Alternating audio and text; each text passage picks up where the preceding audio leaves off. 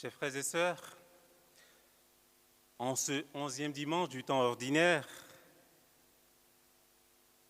à travers les lectures, nous sommes invités à demeurer dans l'espérance et à vivre dans la confiance totale en Dieu. Dans la première lecture, le prophète Ézéchiel s'adresse au peuple d'Israël dans un contexte difficile, un contexte où le roi est déporté à Babylone et certains de son peuple sont aussi déportés à Babylone.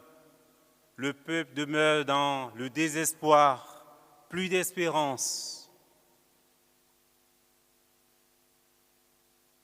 Dieu aurait-il alors abandonné son peuple?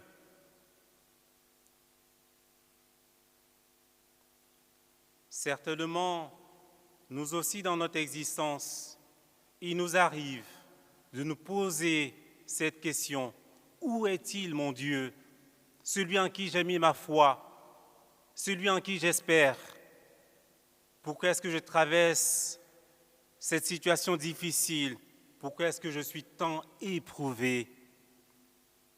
Paradoxalement, dans notre existence humaine, c'est au cœur de l'épreuve que notre foi est purifiée et approfondie. Et c'est là que Dieu manifeste sa gloire. En Isaïe 49, nous entendons le peuple Jérusalem qui disait ceci: « Le Seigneur m'a abandonné, mon maître m'a oublié. » Mais le Seigneur répond: « Une femme oublie-t-elle son enfant? Une femme oublie-t-elle l'enfant qu'elle allaite? Cesse-t-elle d'aimer l'enfant qu'elle a porté? À supposer qu'elle l'oublie, moi je ne t'oublie pas. » Dieu n'abandonne jamais ses enfants que nous sommes. Oui, le roi en exil est comme un cèdre renversé, il est comme un arbre desséché, mais Dieu va prélever une tige tendre du vieil arbre et le replanter lui-même. Sur la haute montagne d'Israël, je la planterai, elle portera des rameaux et produira du fruit. Elle deviendra un cèdre magnifique.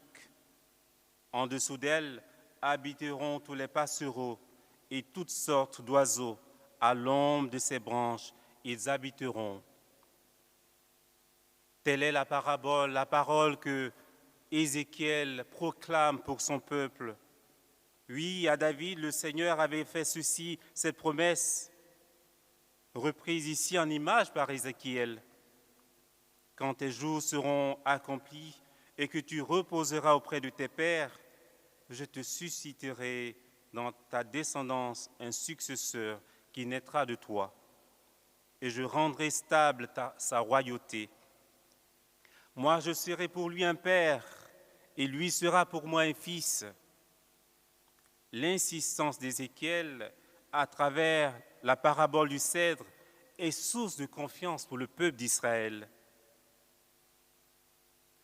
Aujourd'hui, face à tout ce que nous pouvons traverser comme souffrance, difficultés et épreuves, nous avons eu cette grâce d'être baptisés dans la mort et la résurrection du Christ. Ce Christ en qui nous avons mis notre foi, notre confiance, est toujours présent. Je suis avec vous tous les jours jusqu'à la fin des temps.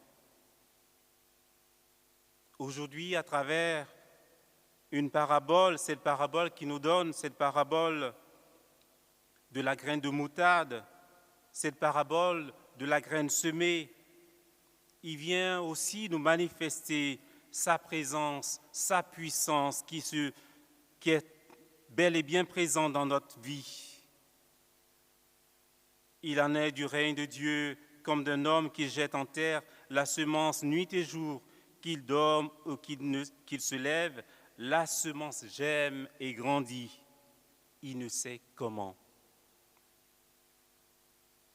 Jésus nous dit, en quelque sorte, en d'autres termes, Vous savez la puissance de vie qui se cache même dans une toute petite graine.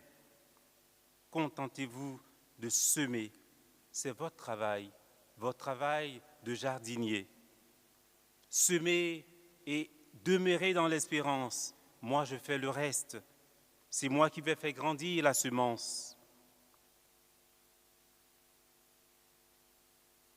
Dieu vous fait confiance, il nous fait confiance. À notre tour, faisons-lui confiance. La semence poussera toute seule, car c'est Dieu qui agit. Cela est pour nous une garantie. Qu'il pleuve, qu'il neige, Dieu demeure toujours Dieu, le Tout-Puissant, mais un Dieu miséricordieux, plein d'amour et de tendresse. Ou encore dans l'Évangile, il nous dit, la graine de moutarde, quand on la sème en terre, elle est la plus petite de toutes les semences. Mais quand on l'a semée, elle grandit et dépasse toutes les plantes potagères. Et elle étend de longues branches, si bien que les oiseaux du ciel peuvent faire leur nid à son ombre. Oui, c'est là que se manifeste la vraie puissance de Dieu. La parole est semée dans la pauvreté. Il nous demande de la semer. Il nous demande de lui faire confiance. Il nous demande de proclamer sa parole à temps et à contre-temps. Et lui, il agira dans les cœurs. Nous sommes, à travers notre baptême, appelés à être des apôtres de sa miséricorde, des apôtres de son amour. Nous sommes appelés à lui faire confiance. Voilà le dessein bienveillant de Dieu.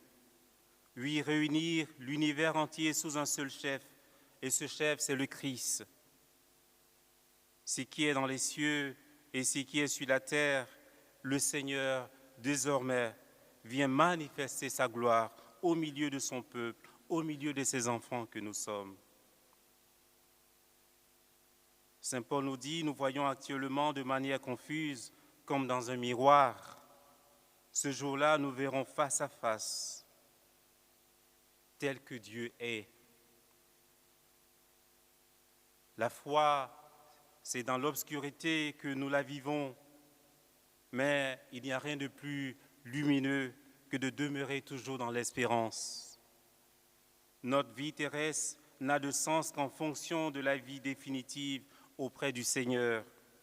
Nous avons été créés non pas pour nous-mêmes, mais pour Dieu, pour sa gloire. En attendant heureusement dans cette obscurité, il y a un rayon de lumière, c'est la foi. C'est elle qui nous aide à cheminer. C'est la foi qui nous révèle le sens de notre vie actuelle, le sens de notre mort. Que nous vivions, que nous mourons, nous vivons et nous mourons pour la gloire de Dieu. C'est dans la foi que nous savons que notre mort est une naissance. Amen.